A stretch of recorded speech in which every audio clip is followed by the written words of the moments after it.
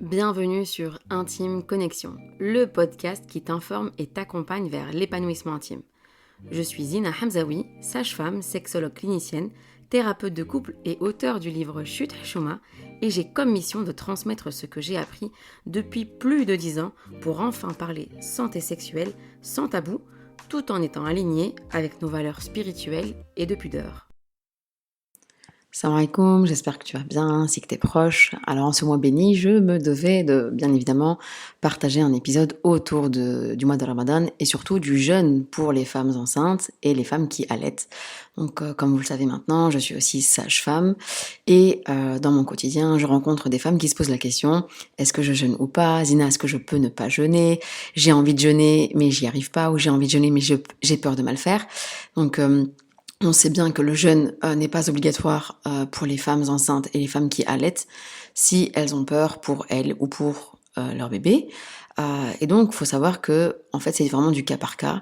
Donc, ce qui va beaucoup revenir dans cet épisode, c'est le fait de s'écouter. C'est vraiment important que tu puisses t'écouter, que tu puisses te rappeler justement que une femme n'est pas l'autre. Et donc, si ta cousine ou ta copine l'a fait, donc si elle a réussi à jeûner tout en étant enceinte ou tout en allaitant, bah c'est très bien pour elle, psahata, mais c'est pas forcément le cas pour toi, et c'est très bien comme ça en fait. Et même si c'est ton cas à toi, c'est-à-dire que même si toi, lors d'une grossesse précédente, tu as réussi à jeûner alors que les journées elles étaient plus longues et qu'aujourd'hui tu n'y parviens pas, et ben c'est ok. En fait, il faut pas se comparer les unes aux autres, il faut même pas se comparer à soi, parce que une grossesse n'est pas une autre justement. Et donc, comme quand je parlais de si on a peur pour soi ou pour son bébé, donc il faut savoir que il y a plusieurs signes qui doivent nous alerter. Donc tout d'abord, pour celles qui ont décidé de jeûner, vraiment soyez, on va dire, alertés par rapport à ce que je vais dire ici, et tenez-en compte parce que c'est vraiment important. Donc l'objectif du jeûne, c'est de se faire du bien, c'est de se ressourcer spirituellement, c'est pas de se mettre en danger, que ce soit donc soit en tant que femme ou son bébé. Donc si tu es une femme enceinte, peu importe que tu sois en début de grossesse ou en fin de grossesse, faut savoir que déjà si tu as une pathologie qui est associée, type des problèmes d'hypertension artérielle, un problème de diabète de grossesse, une hyperémèse, donc c'est-à-dire les femmes qui vomissent énormément, ou d'autres pathologies, le jeûne est fortement déconseillé. Donc de toute façon, il faudra un avis médical ou un avis de ta sage-femme, mais je déconseille fortement le jeûne pour ces femmes-là. Et pour les femmes qui ont une grossesse qui se passe bien, si tu décides de jeûner, alors si tu as mal à la tête, si tu as une fatigue extrême qui apparaît, si tu as des contractions, donc qu'est-ce que c'est que des contractions? C'est quand ton utérus va vraiment se durcir, donc que tu vas sentir des picotements, des douleurs dans le bas-ventre, comme des douleurs de règles importantes, vraiment au niveau du bas-ventre, tu vas sentir que ça va un peu travailler, que ça va vraiment se serrer. Et surtout si c'est en fin de journée, là vraiment je conseille de rompre le jeûne parce que c'est déjà un signe de déshydratation et que des contractions s'installent. Alors, si tu es à 38, 39, 40 semaines, on va dire, ça peut être juste un signe que le travail se prépare et que c'est juste un travail naturel. Mais si c'est de manière précoce, c'est-à-dire que ça arrive plus tôt dans la grossesse, tu risques d'accoucher prématurément. Il faut vraiment prendre ça en considération parce que ça peut être dangereux et pour toi et pour le bébé. Donc s'il y a vraiment des signes de contraction, retiens bien que c'est un signe de déshydratation. Et donc là, il faut rompre le jeûne et bien s'hydrater. Également, si tu ressens moins de mouvements fœtaux, c'est-à-dire que si tu sens que ton bébé bouge moins que d'habitude, ça peut être un signe, ça doit être un signe qui doit t'alerter, d'accord? Donc s'il y a un mal de tête, s'il y a une fatigue intense, s'il y a des contractions, s'il y a une diminution des mouvements fœtaux, il faut rompre le jeûne, s'hydrater, manger, se reposer, et tu recommenceras demain si tu peux, ou bien ce que je conseille aux patientes qui sont en bonne santé, c'est par exemple d'essayer le jeûne un jour sur deux, ou bien tout simplement de ne pas jeûner, même si les journées sont plus courtes qu'au mois de juin ou juillet ou août, d'accord? C'est souvent ça en fait, on se dit oui mais il y a quelques années, les journées étaient plus longues et j'ai réussi à jeûner. Comme je disais en intro, il faut pas se comparer. Alors, pour les femmes qui allaitent, quels sont les signes qui peuvent t'alerter concernant un impact négatif du jeûne sur ton allaitement. Alors ça peut être clairement une diminution de la production de lait. Donc tu vas sentir ta poitrine qui est plus souple, tu vas remarquer que ton bébé s'énerve plus au sein, qu'il est plus agité, qu'il a du mal à trouver le sommeil aussi facilement qu'avant. Tu vas remarquer qu'il reste plus longtemps au sein, mais que la tétée elle est pas efficace. Donc c'est-à-dire que tu le sens pas bien avaler, donc tirer du lait et déglutir. Si la sage-femme est passée ou que tu passes chez ton pédiatre ou chez la sage-femme au cabinet, tu vas remarquer peut-être même une perte de poids. Et donc là, ce sont des signes vraiment qui doivent alerter. Et dans ce cas-là, bien évidemment, on rompt le jeûne. Donc bien évidemment aussi, on va distinguer si c'est un allaitement d'un nourrisson, donc un bébé de quelques semaines. Donc déjà, normalement, on parle même pas des bébés d'avant 40 jours, parce qu'en général, il y a encore les lochis, donc les saignements après l'accouchement.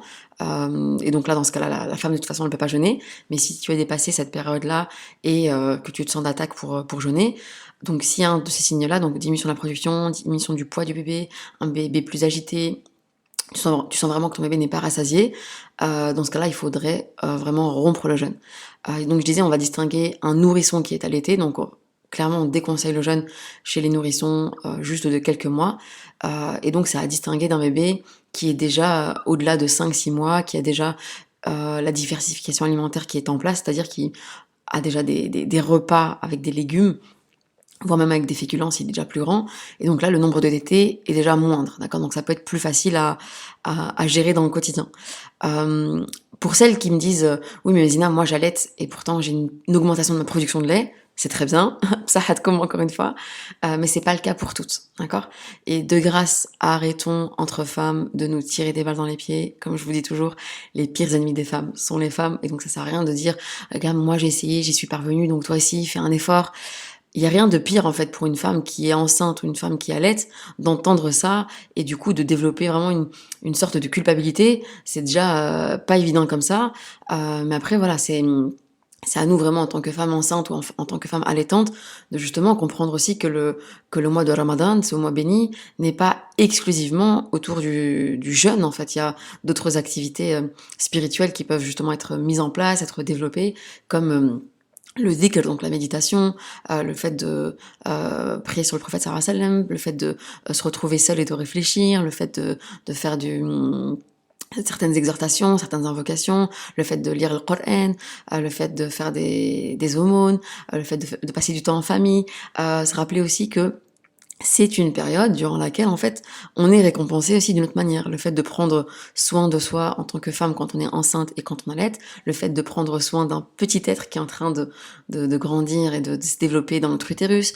le fait de justement allaiter et donc d'alimenter notre bébé pour le faire grandir, c'est aussi une manière d'être dans l'adoration. Et c'est une autre manière de voir justement, on va dire de changer un peu notre manière de voir les choses et de pas avoir vraiment un regard qui est arrêté en se disant purée, si je jeûne pas, j'ai raté mon mois, c'est un mois qui est gâché. Vraiment de changer notre manière de voir les choses, de changer notre regard et de voir aussi que si Allah subhanahu wa ta'ala, Dieu nous a permis de ne pas jeûner en tant que femme enceinte ou en tant que femme allaitante, c'est parce qu'il y a des raisons. Et Dieu sait mieux que nous. Et donc il faut pas être plus royaliste que le roi. Et il faut pas commencer à se mettre en danger et surtout risquer de mettre en danger notre bébé. Je rappelle aussi que le fait de ne pas être à l'écoute de son corps et de se dire bon, c'est pas grave, il me reste juste une heure ou deux jusqu'à le maghrib et donc je vais m'allonger et finalement ces symptômes-là vont s'atténuer, ça peut être une mise en danger pour soi et pour le bébé. On a déjà eu vraiment des situations où les femmes ont eu un travail prématuré, donc comme je disais tout à l'heure, le travail va se déclencher plus tôt que prévu, ou il y a eu des bébés qui ont été en souffrance fœtale, donc des femmes qui ont été hospitalisées pour des contractions qui sont arrivées de manière précoce. Et à ce moment-là, on voit que le bébé est en souffrance, avec une diminution des mouvements fœtaux, une diminution du rythme cardiaque chez le fœtus. Et donc, ici, c'est une question de responsabilité. Je vous parle toujours de responsabilité. Et dans le cas du mois de jeûne, on a aussi une responsabilité vis-à-vis de nous-mêmes, mais vis-à-vis aussi du bébé que l'on a au sein de notre utérus ou bien dans les bras si on allaite. Et donc, il est hors de question, je répète, il est hors de question de se mettre en danger ou de mettre en danger notre bébé Donc même si on allait, je trouve ça dommage vraiment de se dire bon bah c'est pas grave, je vais passer un allaitement mixte, donc donner du lait en poudre alors qu'un bébé était exclusivement allaité. Encore une fois, vous le savez bien, j'ai absolument rien au contraire envers les femmes qui ont choisi de ne pas allaiter, de ne pas donner le sein pour des raisons qui leur appartiennent. Mais je trouve ça dommage pour des femmes qui avaient un allaitement maternel qui se passait bien, qui se retrouvent pendant le mois de Ramadan à donner du lait en poudre pour pouvoir jeûner. D'accord ? C'est une balance avantage-inconvénient ou bénéfice-risque à prendre, mais vraiment prenez le temps. Et je voulais justement vous partager ces réflexions-ci, maintenant que ça fait déjà une semaine que le mois de Ramadan est passé, afin que chacune puisse justement prendre une décision en avec conscience, en ayant réfléchi et en se disant ok, je me rappelle pourquoi je le fais, pour qui je le fais, et il n'y a pas de mauvaise décision, d'accord. Dieu n'incombe à aucune âme plus qu'elle ne peut porter, plus qu'elle ne peut supporter, donc ça sert à rien de se mettre en danger juste pour dire j'ai jeûné, d'accord. Donc voilà, c'était mon petit moment de partage avec vous. J'espère que ça vous sera utile. N'hésitez vraiment pas à le partager aux femmes autour de vous, aux femmes enceintes, aux femmes allaitantes. Et donc vraiment, quand je parlais des femmes enceintes, c'est la même chose qu'on soit en début de grossesse ou qu'on soit en fin de grossesse. Il y a des femmes en début de grossesse qui ont par exemple des nausées très importantes, et le fait de jeûner, pour elles, peut être quelque chose qui va justement faciliter, qui va calmer ces nausées, qui va leur permettre de rouvrir les yeux et de revoir une vie plus ou moins normale. Pour d'autres, au contraire, l'état de jeûne va vraiment aggraver cet état nauséeux, va augmenter les migraines, et donc là, bien évidemment, on rompt le jeûne. Pareil, en fin de grossesse, il y a des femmes qui ont certains symptômes, et le fait de jeûner va venir un petit peu calmer souvent le reflux gastro-œsophagien, donc vraiment le reflux de fin de grossesse, la fameuse acidité. Pour d'autres, au contraire, le fait de jeûner va, encore une fois, amener des maux de tête et amener des contractions. Autre information importante, pour celles qui souhaitent jeûner, donc idem pour les femmes enceintes ou les femmes allaitantes, vous pouvez le faire, sauf s'il y a des symptômes que j'ai cités précédemment, mais si vous souhaitez jeûner, rappelez-vous d'avoir un bon état d'hydratation, donc vraiment de boire une quantité d'eau suffisante entre le maghrib et le fajr, donc vraiment on parle de au moins 1,5 litre, voire même 2 litres dans certains cas, et de bien vous nourrir, d'accord. On évite au maximum une alimentation ultra transformée. On a des aliments riches, donc vraiment manger des soupes, manger du poisson, manger de la viande, manger des légumineuses, fractionner les repas. N'hésitez pas pendant la nuit à vous réveiller pour boire aussi, encore une fois, pour fractionner vos repas et vos boissons.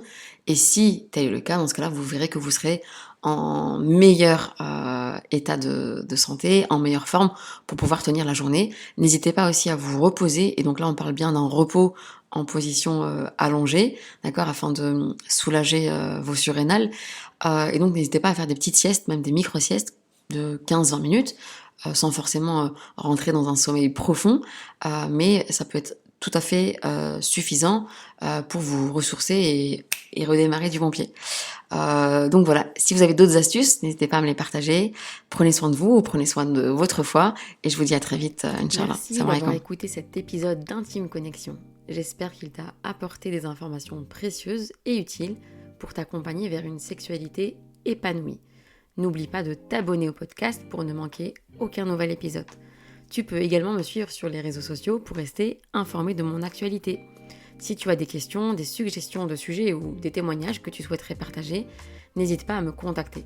Souviens-toi aussi que la sexualité est un domaine intime et personnel. Et si besoin, tu peux consulter une ou un professionnel de la santé pour un accompagnement personnalisé. Merci encore d'avoir choisi Intime Connexion comme ressource pour explorer la sexualité, briser les tabous et créer des liens intimes plus profonds. Prends soin de toi, cultive l'amour et l'intimité, et je te retrouve très bientôt pour un nouvel épisode d'Intime Connexion.